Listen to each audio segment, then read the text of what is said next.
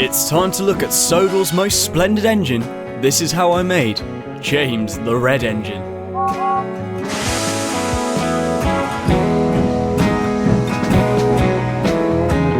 So for those of you who watched my video on making Duck, you might be aware I had some issues when it came to making James.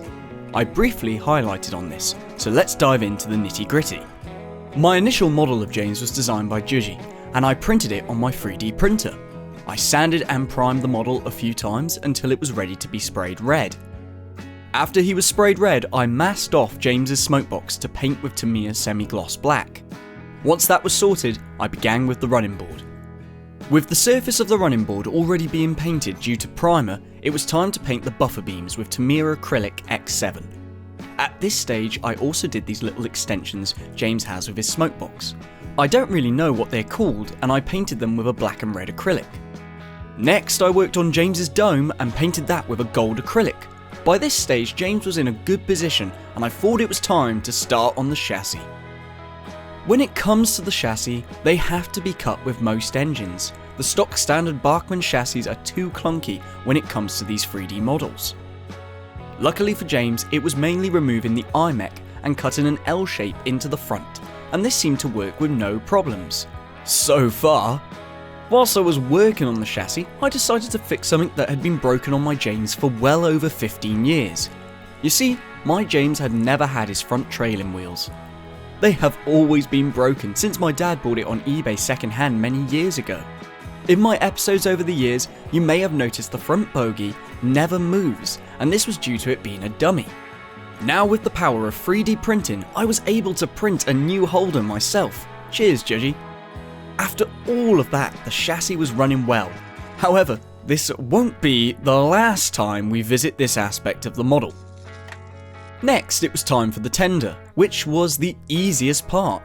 Initially, I thought about 3D printing the tender, but much like Caleb Train and Brendan Reese 10, I decided to use Edward's tender as I felt this suited better. I started with sanding the tender so the decals wouldn't show when it came to spraying. Then I started cutting away the inaccuracies, like the step ladders and the stupid block on the Edward tender.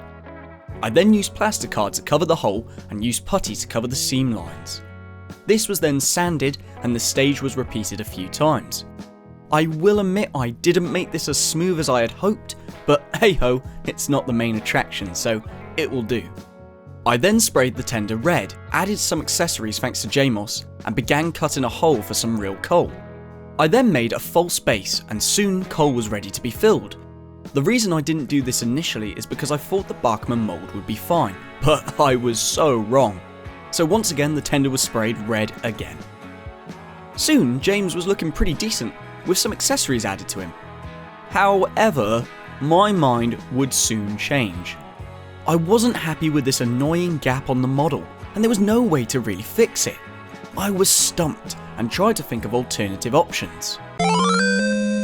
Well, with great convenience, a new James shell and running board arrived thanks to Caleb, which was spare from the multiple Jameses he had made. The shell was designed by the LBSC Thomas, and I thought it worked better for my needs. This James was primed and sanded, and then sprayed with Tamiya Pure Red, and the smokebox painted black again. Then the lining finally arrived from the train modeler, and I began lining James's tender and body.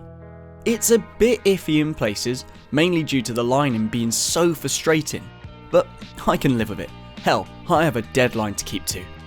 Next, handrails were put in place, along with final accessories, and James was basically complete.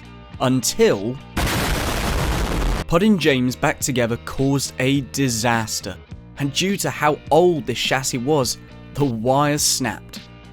Luckily, with the help from my father, we soldered James's wires back together.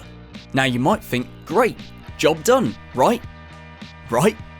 Well, no, I am sorry my friends, but the wires kept snapping and snapping and snapping until there was basically no wire left. I even had to remove the decoder to see if I could get extra length on the wheels. This James was frail, and he had been through the wars over the years. Luckily, a user on Twitter called Tucker Brandt had a spare James chassis, and he kindly sent it over to me for my model. Cheers, Tucker. Due to waiting on this chassis from the States, this is why the James you see in my episode post haste doesn't move. He wasn't a completed model, he was still waiting on parts. Finally, the chassis from Tucker came. I repeated the stages of cutting the chassis like I did with the first one, added some weights, gave James a clear coat, and after all that chaos, finally, James was complete. I think it's only time we see this splendid red engine in action.